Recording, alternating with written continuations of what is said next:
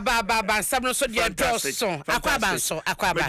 money adwuma abna CJ me da se misusia hey aba ya santo a no pressure noko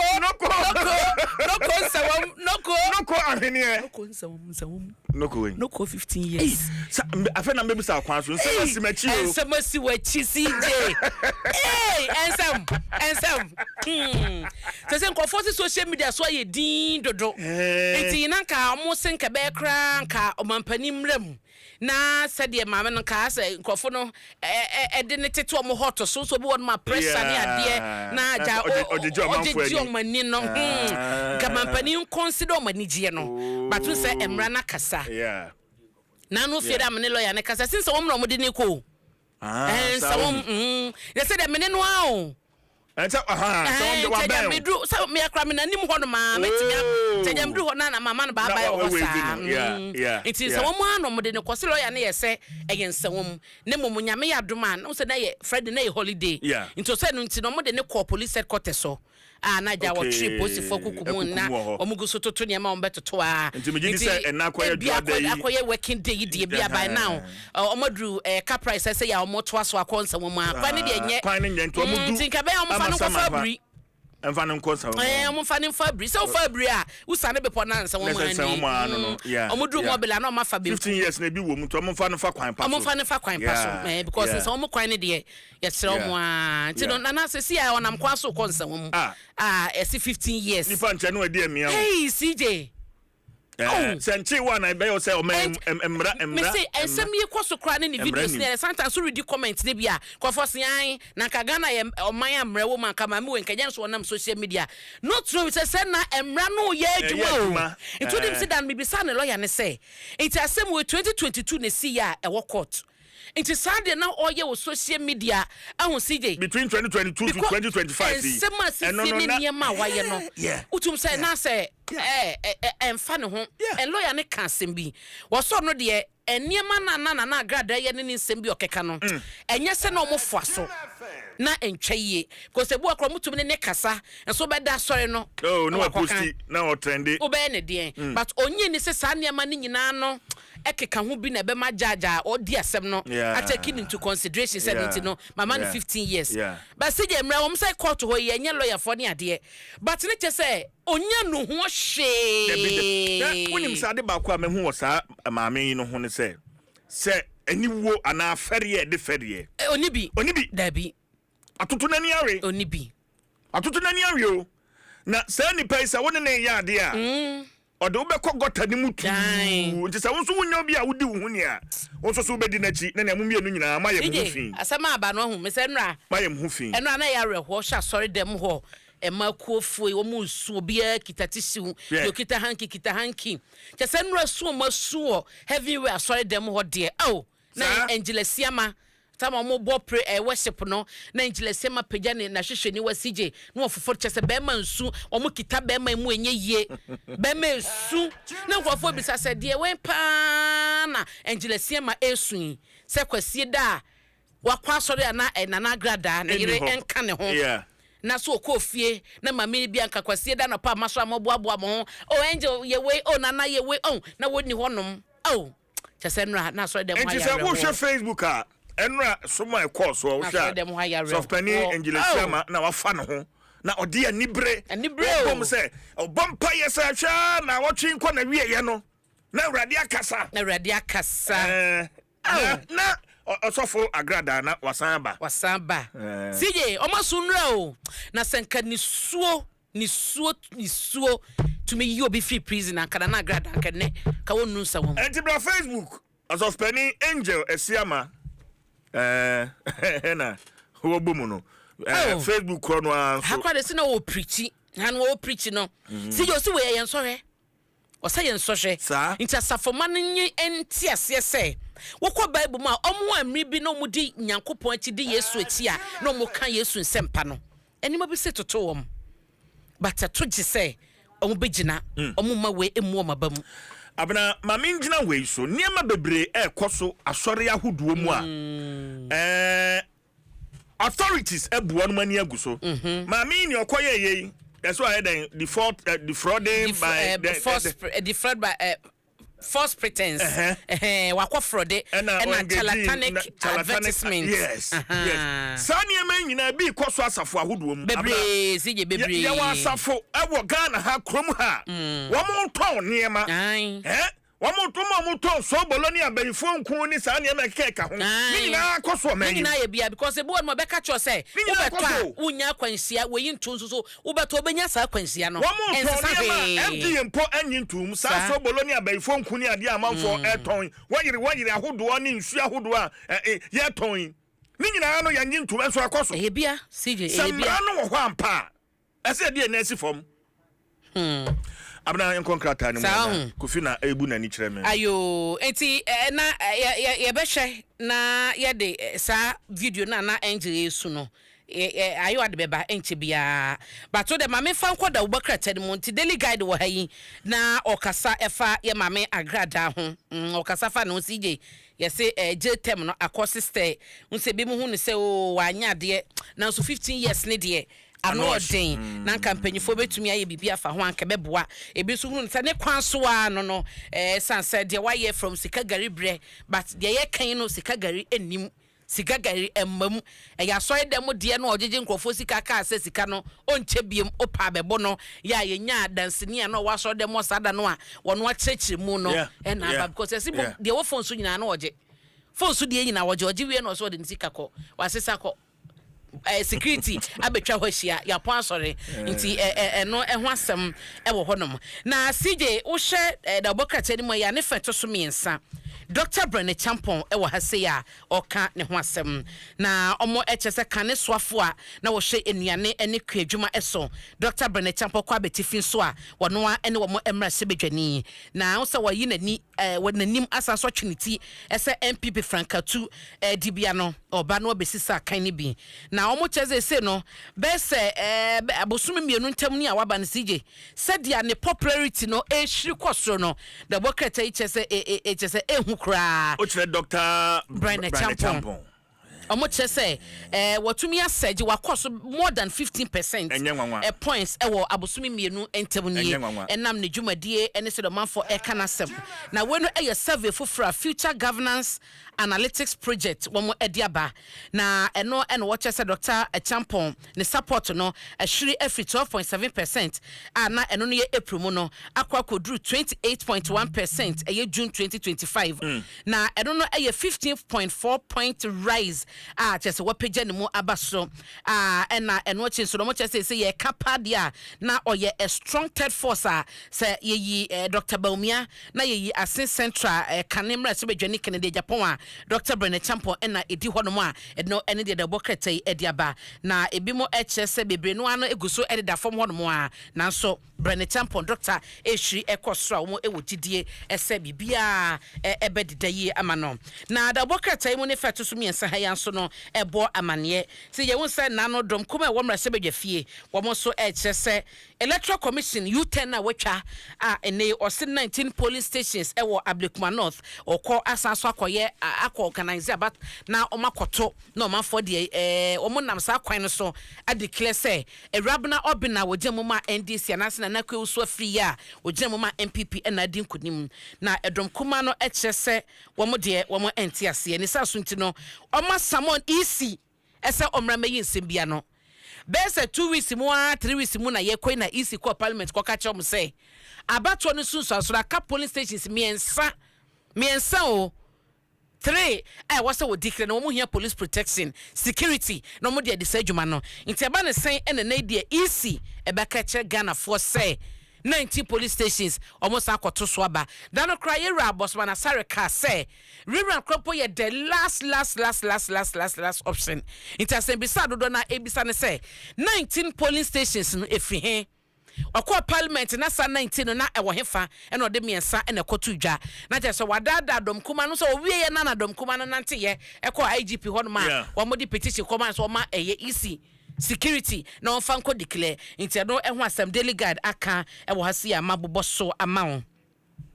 na yewura kwabena adubo ahena emre bi atwam na National Signals Bureau wono ene kandefo ohye toto omo edwumadie won se na asem guso wo court a 48 million Ghana cedis no impanyifo guso etwe boso na CJ eno no ena yewura tachia de kodan court say eba no National Signals Bureau dwumadie a womo epe data no ene said womo transactions ne ade akọ efito amampani dada wonye ne ba bi ko ba de fa ne kranse yie JJ Rollins abreso ni besie ne it is attorney general person make case a onfa ne nyina emra no fa metoto ho say de wo ye emre bi na se de no wote so me bi atwam e wo amampani dada Rollins abreso emfa me so amampani dada ofare ni kwaja Johnny Vansa Thomas na breso ba de fa ne kranse yie emra emeso amampani Mahama abreso ensamra me so amampani akufo breso no omudwumade san eneko na se san ne kwadwo musika sam totua niema na yo so procure etotoba no se ene de ekoso mampani dada akufu ado breso no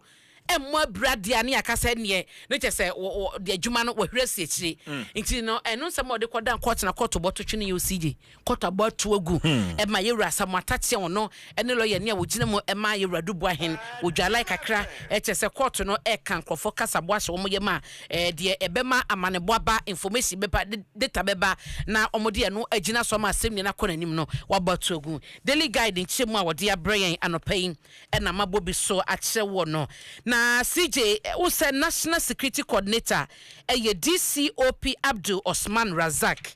na wadi asembia tuja ewo ha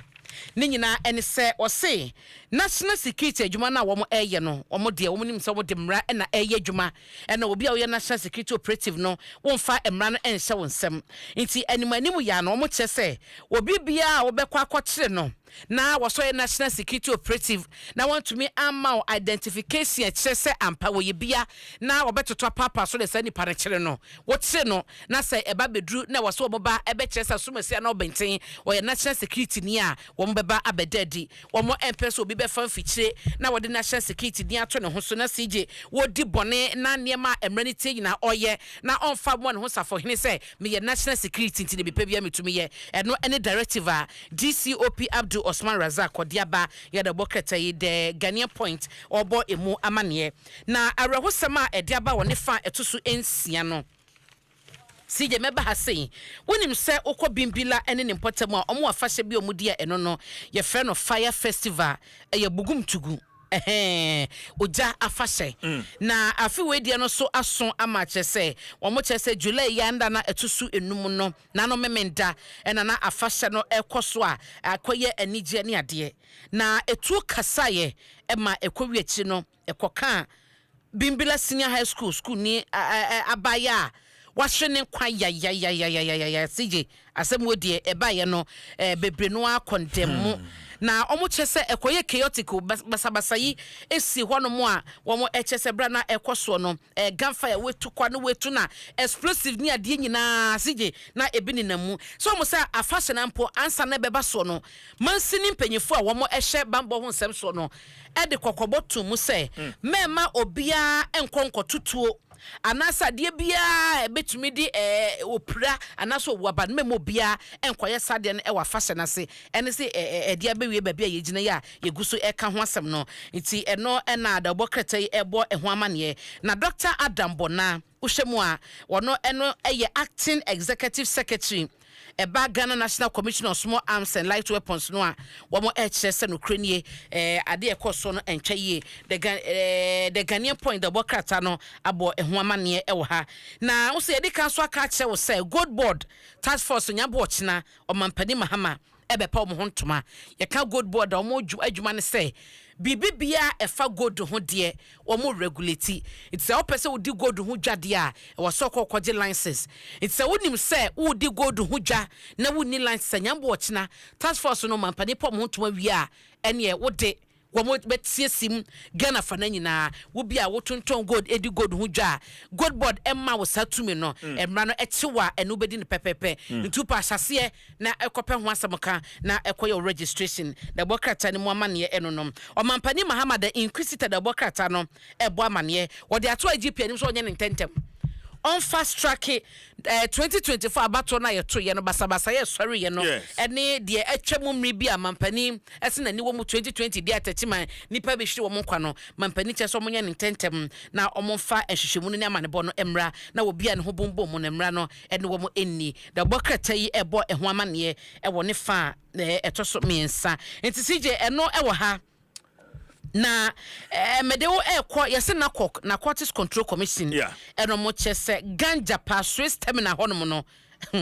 chese ehwa so na de bia wo sa wo se kago ni ade ni ntino ehwa na de bia mo de fanti we so yese akire wo mo a da bokrata yi ebo eho amane eno ne na komo de kofa wo mo akọ UK na emra no na kokofo ayire wo mo epa da bokrata yi eka eho asem ewo ha enti CJ nsem no de edroson yewra Kofi Bentel lawyer ono so chese isi mpanyifo no omo ye disappointment omo ti woni omo ye disappointment omo call for omo say be yo madi afri honom because as incompetence no ya broso na da bokrata yi today da bokrata no eka eho asem ti CJ asem ai da bi we de man kan ebe ha dwen sije mame moso yen nyina yenua ba Dr. Hannah Louisa Bisiu na Daily Democrat de ne ho amane aba e wo ne fa etosum yenu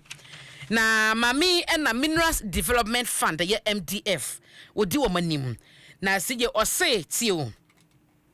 what dismissing media reports a say excavators makoma kwadua samiensa ayira e wo post for ensem wose sa ensem na namu no bro phone wose eye misleading and factually incorrect mebawo nia nano obetena akonya so wone